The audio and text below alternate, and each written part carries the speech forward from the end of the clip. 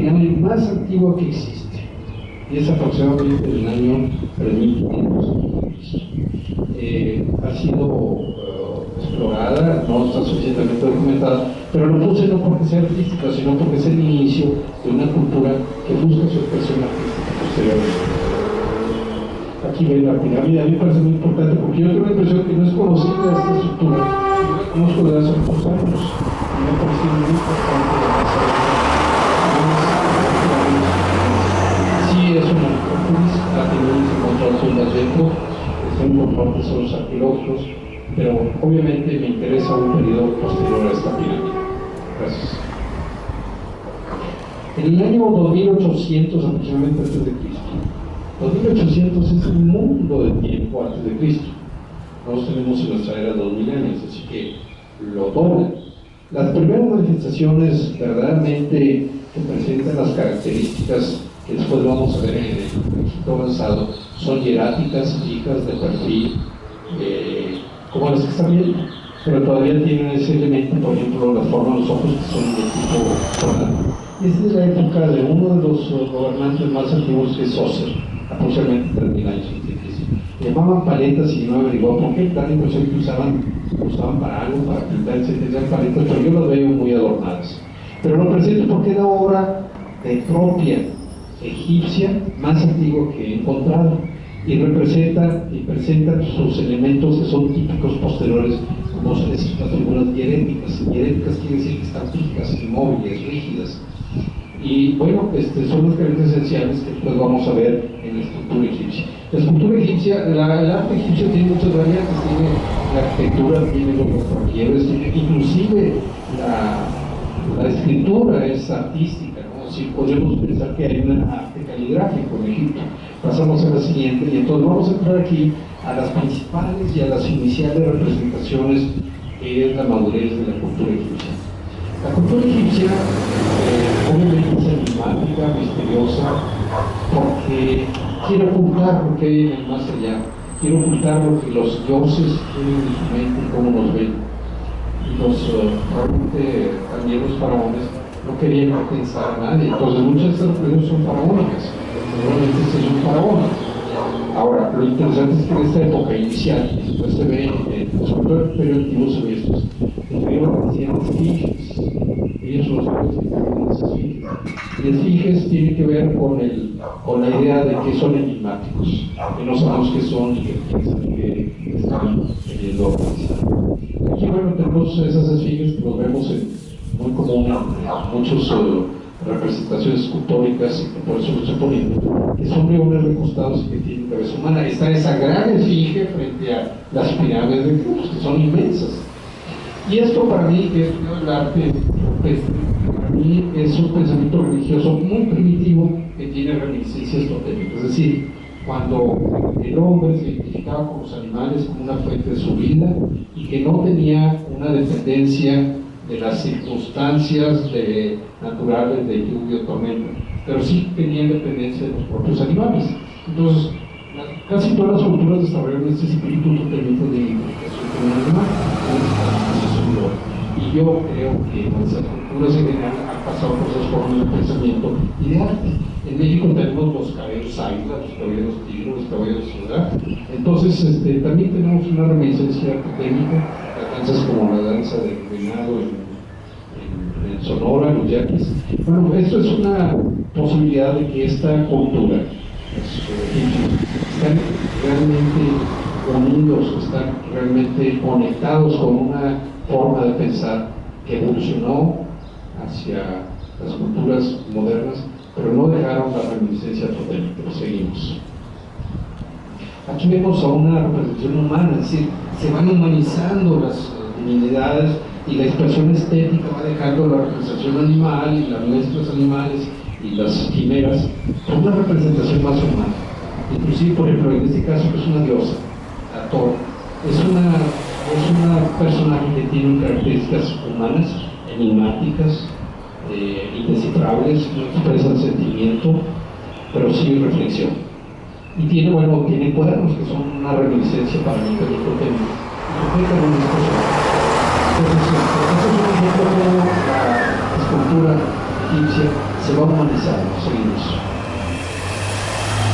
Aquí tenemos uno de los momentos que la escultura egipcia tiene la mayor expansión, no solamente en arquitectura y en obras, es el segundo. Pues puede haber sido un hombre extraordinario, ¿no? Fue el tercer faraón de la dinastía de Israel. Egipto, como tiene tantas dinastías, hay áreas donde tienen cuartos destinados los egipcios para registrar con las dinastías. Por lo menos hay una así en el Museo del Louvre. Y son 3000 años de dinastía. Qué cuidado de estar registrando, ¿no? Bueno, Ramsés II es el tercer faraón de la dinastía 19, que gobernó muchos años, 66 años. En parte, bueno, su influencia en la cultura se debe a la cantidad de años que gobernó, pero también a la riqueza que en esos años ya Egipto tenía y la abundancia. Entonces aquí vemos ya un cuerpo muy humanizado, obviamente deificado, pero muy cercano, aunque tiene elementos muy geométricos, no solamente la geometría de sus tocados, el rostro también es un rostro con bastante geometría, besote o barba también es bastante geométrico. Pero ya hay una representación muy humana, vemos la anatomía. Los egipcios necesariamente conocían la anatomía, pues si momificaban y abrían cuerpos y los hacían, pues tenían que tener un gran conocimiento anatómico. Un elemento que quiero aportar aquí es la rigidez nuevamente, es decir, no es una escultura que tenga movimiento, tiene nuevamente esa actitud de decir, aquí estoy, y estoy bien. Pasamos al siguiente. Este es Akenatón. Akenatón es un personaje de lo más interesante de la cultura egipcia. Él fue el creador por primera vez en toda la historia de un concepto religioso de un dios único, que era Atón. Ese hecho lo hizo hacer una revolución cultural y religiosa que duró muy poco, pero que tuvo efectos aparentemente mundiales, porque por primera vez se dejó el politeísmo y él planteó la posibilidad de una sola divinidad que se asociaba con el sol también. Esto trajo muchos problemas porque cada grupo sacerdotal pues tenía cotos de poder y de almacenaje, etc. Pero ese es el rostro de él. Lo que quiero hacer mostrar con él es que, aun cuando sigue siendo enigmático, callado, con la boca cerrada, reflexivo, etc., presenta una característica distinta a las otras esculturas. Se acerca mucho a sí. Él padecía una enfermedad que era la elongación de la barba, y aquí la vemos elongada, y los expertos dicen que esto era una imagen realista de este faraón. Esto está realizado 14 siglos antes de Cristo. Entonces aquí vemos cómo hay una modificación de siempre sigue siendo hierático, rígido, etc. Pero va tomando la escultura una característica cada vez más realista y menos estándar. Es decir, esto es realmente, a mí me parece que sí es muy cercano, porque he visto muchas culturas que casi todas han sido destruidas, más de la mitad. Está destruida porque a la muerte de él, las destruyeron las clases sacerdotales. Fue una gran reina, y ya no vamos a hablar. Pasamos. Aquí les estoy mostrando no los rostros, sino los cuerpos, cómo se veían los cuerpos de la escultura egipcia. En estos cuerpos casi siempre estaban cuerpos completos. Hay grandes esculturas de un tamaño gigantesco, sentados o parados, pero siempre con esta actitud rígida. ¿Qué consiste? Bueno, primero, es decir, no expresan nada, no expresan más que enigmas, expresan simbólicamente un poder, no pretenden ser una representación deificada, inclusive de los propios faraones y gobernantes, pero no tienen una intención de naturalidad, a pesar de que con Akenatón ocurre. ¿Por qué no querían ser naturales? Porque se estaban deificando y el movimiento era humano también, pero obviamente a mí me llama la atención su calidad, sus proporciones, su armonía, que es la base escultórica que después vamos a ver en la cultura griega. Muchas gracias. ¿Sí? Ese quizá el mejor conjunto que yo he encontrado y que he buscado a los críticos y analistas del arte egipcio, en donde tiene los elementos que caracterizaron a esa época. Pero no solamente eso, es una de las esculturas que yo veo de más calidad en todos sentidos, en sus armonías, en sus formas, en sus gestos, y es un conjunto de tres personajes. Nuevamente, yo creo que precisamente el personaje de dentro es un faraón, y lo acompañan dos deidades, ¿verdad? Obviamente no tiene movimiento. Y nuevamente es muy importante notarlo porque lo vamos a ver en el inicio de la escultura griega. Los brazos son rígidos y se pegan al cuerpo. Sin embargo, tiene un gran conocimiento de las proporciones de la anatomía humana. Si ustedes ven, el hecho de usar brazos es una belleza, ¿no? Y bueno, pues ahí arriba tenemos una escritura de esa persona y abajo tenemos escritura, pero aquí mi objetivo es presentarlo como una expresión estética de la escultura. Y este que estoy presentando porque es la famosa, es la Nefertiti, esposa de Akenatón. Frente a una leyenda, inclusive rebasó unos miles de años. Todavía en la época griega se hablaba de esta belleza de Nefertiti. Todavía cuando le ve a alguien aquí de Matón, yo tengo un duplicado de ella, digo, ¿y quién es? Me pregunta, ¿es la diosa del amor? Le dije, no, es una reina nada más. Porque esa es tan bonita que bueno, pues debe ser una diosa, ¿no? Y yo creo que los egipcios querían ser dioses, ¿no? Y yo creo que en ese caso Akenatón se quería casar con una diosa. Y cada uno de nosotros varones también creemos eso, ¿no? Entonces no es una cosa que entonces, pues este es un personaje que yo creo que logra las calidades del naturalismo. Y yo les quiero decir que en el arte egipcio hay una corriente paralela a la deificación y al hermetismo, etcétera, que es muy visible en personajes, y no puse ninguno porque tengo muy contado el tiempo y no quise poner mucho.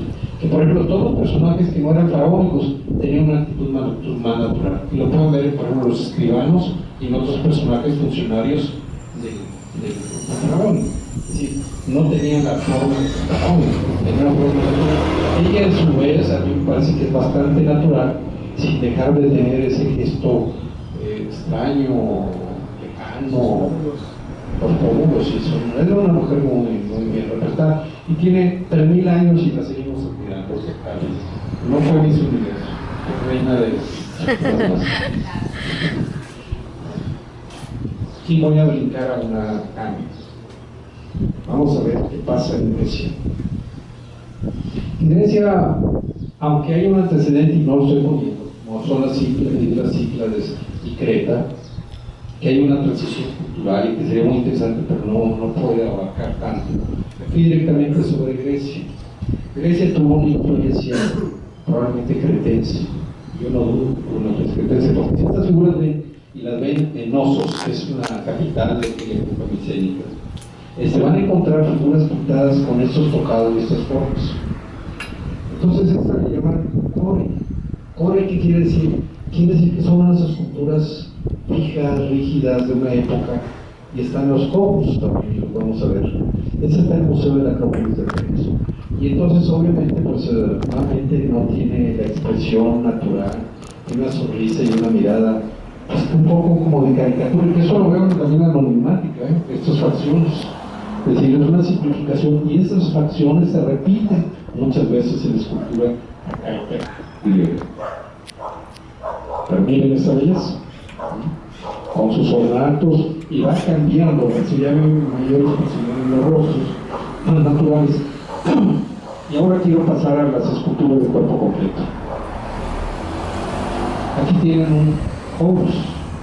Este está en el Museo Nacional de Atenas en antropología. Y este Horus del modo refleja mucho el espíritu ya griego, pero tiene obviamente una gran influencia de la escultura egipcia. ¿Cómo qué? Primero la armonía, las proporciones, la monumentalidad, pero también la rigidez, es decir, los brazos pegados al cuerpo. Y ese pequeño paso que ve, se ve también en algunas esculturas del Imperio Medio de Egipto. Ya tienen cierto movimiento, pero siguen siendo muy rígidos. Las armonías anatómicas son muy parecidas a las de Egipto, y la cara se repite en todos los poros, es muy frecuente estos mismos gestos, esa misma expresión, y no tiene modificaciones. Nuevamente recibe la influencia para mí, y aquí es donde vemos la conexión con Egipto, con las esculturas que desarrollaron ellos, no solamente en cuanto a rigidez, sino también en cuanto a los rostros, y a la falta de naturalidad. Una ganancia que vemos aquí artísticamente es que eliminan el miedo a qué creo, expresar y a mostrar los desnudos, ¿verdad? Bueno, eso es muy griego, ¿no? Eso entra la admiración por el ser humano en toda su plenitud. Bueno, no le pusieron una pluma en la cabeza. Bueno, adelante. Y así están todos, ¿eh? Bueno, aquí seguimos en la misma. Nada más que aquí hay un cambio. ¿Cuál es el cambio? Hay un cambio para mostrar un ser humano con un aspecto más realista. Pero es notable, aparte de este realismo y este movimiento, y la herencia que tiene del conocimiento anatómico, los rostros que son muy expresivos y la actitud del cuerpo.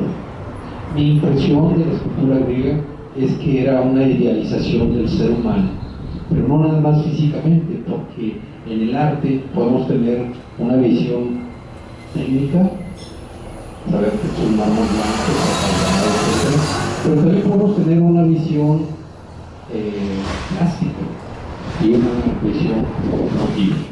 Y estas esculturas nos dan un gran impacto emotivo, y pienso yo que primero es por su humanidad, su expresión tan humana, pero también que refleja no solamente el físico, sino en su expresión corpórea, en sus gestos, una intención de ser virtuoso, ser bueno, que haya una convergencia entre el cuerpo sano, el cuerpo bello y la mente sana. Yo creo que esto tiene una gran inspiración de origen platónico, porque se ve al hombre muy idealizado y con aspiraciones a ser mejor en lo físico y en lo mental que lo que podíamos ver comúnmente. ¿Perdón? Mensal en corpo sano, sí. Y aquí vemos dos esculturas. Aquí obviamente todo ya tiene movimiento, tiene expresión, tiene una actitud, y bueno, yo creo que hay una preocupación, además en el arte griego, de conseguir belleza y naturalismo. Obviamente el mayor movimiento y las posturas no solamente y hay una ganancia estética, sino que hay una disciplina y una necesidad de una calidad escultórica, y lo notamos a partir del año aproximadamente 550 a.C., y que evoluciona particularmente en Atenas hasta lograr obras muy importantes del clásico. Quiero comentarles que, así como les mostré ahorita un periodo que yo llamo arcaico, y que muchos opinan que es arcaico, que no se parece a esto. ¿Podemos regresar a los poros? Esto es arcaico. Ahora vamos al clásico. Hay una evolución, es una evolución muy notable, y esta evolución se logra únicamente en la cultura griega. Yo no la he encontrado en otro lugar. Avanzamos. Bien, pasamos a la siguiente, que es un periodo posterior, que se llama helenístico. Es decir, lo que quiere hacer notar es que en Grecia realmente podemos identificar tres periodos: el periodo arcaico, el periodo clásico y el periodo helenístico. Aquí el periodo helenístico tiene ciertos elementos que no son el cuerpo de uno, tiene otras intenciones, tiene más emotividad, y lo vamos a ver más adelante. Esta escultura es del año 150 a.C.